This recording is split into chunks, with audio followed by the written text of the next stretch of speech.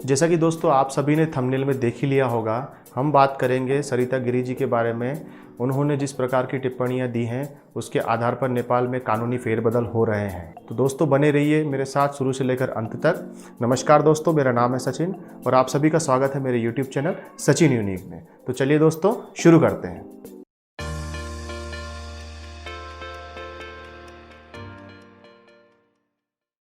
तो दोस्तों आज हम बात कर रहे हैं नेपाल के समाजवादी पार्टी की सांसद श्रीमती सरिता गिरि जी की, जिनके द्वारा कुछ दिए गए ऐसे वक्तव्य इतने घातक साबित हो रहे हैं जिसके कारण नेपाल भारत के रिश्तों में काफ़ी गलतफहमियां पैदा हो रही हैं और नेपाल इसको लेकर के अपने कानूनी फेरबदल करने की कोशिश कर रहा है। जैसा कि दोस्तों आप सभी जानते हैं, अभी चल रहे लिपुलेख कालापानी लिम्पियाधुरा विवाद के चलते नेपाल ने सर्वदलीय सहमति के साथ नेपाल का आधिकारिक नक्शा अपने संविधान में संशोधित किया। तो दोस्तों आप सभी को यह पता होना चाहिए कि इस प्रस्ताव के समर्थन में वो मधेसी पार्टियां भी थीं जिन्होंने इस प्रस्ताव को पूरी तरीके से समर्थन दिया और ये प्रस्ताव निचले सदन में पारित हो गया। और दोस्तों इसके विपरीत नेपाली समाजवादी पार्टी की सांसद सरिता गिरि ने इस प्रस्ताव का विरोध किया। इस प्रस्ताव के विरोध में सिर्फ वही एक सांसद थी और साथ ही साथ संसद के अलावा उन्होंने मीडिया में भी कई उग्र बयान दिए। तो दोस्तों इसके बाद इनकी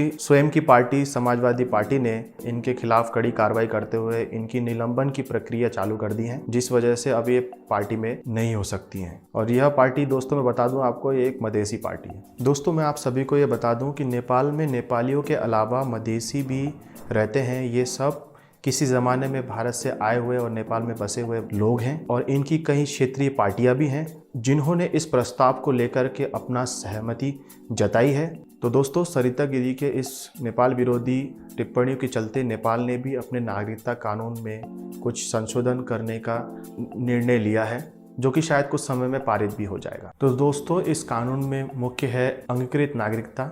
यह अंगीकृत नागरिकता को सिटीजनशिप बाय न्यूट्रलाइजेशन भी कहा जाता है। दोस्तों यह नागरिकता नेपाल सरकार उन लोगों को देती है जो होते तो दूसरे देश के हैं परंतु विवाह ऐसे व्यक्ति से करते हैं जो नेपाल का नागरिक हो। नेपाली सिटीजनशिप 2006 के अनुसार विदेशी मूल के कोई भी नागरिक, महिला या पुरुष अगर नेपाली नागरिक से विवाह करते हैं तो उसके साथ ही तुरंत उनको नेपाल की नागरिकता मिल जाया करती थी, जिसमें कोई समय सीमा नहीं होती थी। इसके साथ ही उन विदेशी मूल के लोगों को अपने देश की नागरिकता को त्यागना होता था। इस नागरिकता परित्याग के दस्तावेजों के साथ कुछ महत्वपूर्ण डॉक्यूमेंट्स पेश करते हुए किसी भी विदेशी मूल के नागरिक को नेपाल की नागरिकता आसानी से मिल जाती है। परंतु सरिता गिरि के द्वारा दिए गए इन बयानों के चलते नेपाल सरकार ने इस कानून में कड़े बदलाव करने पर निर्णय लिया है, जिसके अंतर्गत अब यह समय सीमा, नागरिकता प्राप्त करने की समय सीमा को बढ़ाकर 7 साल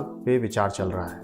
कहने का अर्थ ये दोस्तों कि अब कोई भी अंगीकृत नागरिक अगर नेपाल का बनना चाहेगा तो उसको 7 वर्ष लगेंगे। 7 वर्ष तक उसको नेपाल में रहना होगा।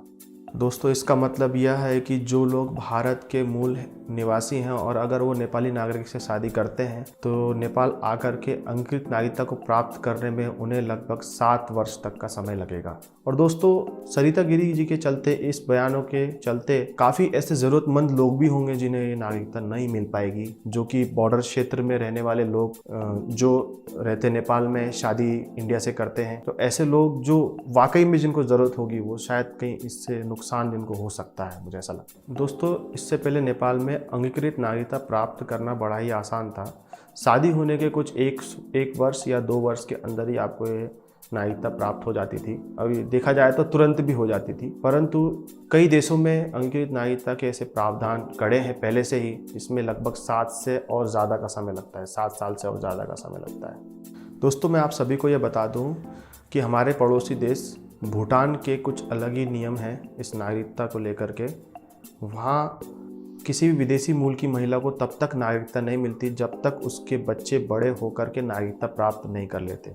बच्चे की नागरिकता प्राप्त करने के बाद ही माता को नागरिकता प्राप्त होती है, जिसमें लगभग 7 साल से भी ज़्यादा का समय लगता है। तो कहने का अर्थ ये है कि दोस्तों हर देश के नागरिकता प्रावधान अलग अलग हो सकते हैं, जिसमें एक छोटे से देश भूटान का भी अलग ही नियम है जिसे वो सही तरीके से पालन कर रहा है। और सरिता गिरि के चलते, इस बयान के चलते, विवादित बयान के चलते नेपाल सरकार भी कड़े कदम नागरिकता संशोधन में लाने की कोशिश कर रही है। और हो सकता है दोस्तों इन कड़े कदमों की वजह से शायद ज़रूरतमंद लोग इसका फ़ायदा नहीं उठा पाएंगे, उन्हें काफ़ी समय लगेगा, काफ़ी समय बाद ही वो अपना हक प्राप्त कर पाएंगे।